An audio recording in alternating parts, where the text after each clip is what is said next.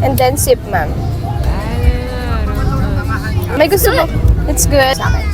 Okay na po ba siya? Ma'am Krisha, taga saan po kayo? Dito lang. Dito lang? Yeah. Talaga? Saan ka po dito? Pero bawang. Bawang. I see. Ma'am, bakit ngayon Dumadaan ka lang- ba dyan sa ano? Sa tawag na neto? Saan, ma'am? Sa may tavern banda? Yes po. Pero ano ma'am, mas madalas mo po kami makikita dito sa Kabsat and sa Seabay. Ah, sa city. Yes po. If ever ma'am, pwede niyo po kami i-chat sa IG and then pupuntahan po kita right away. Ay, bakla. Yes. Joke lang. Perfect ka doon. ah. Born and raised ka po dito sa La Union, ma'am. Yeah. Parang kang turista, ma'am eh. Ay, hindi.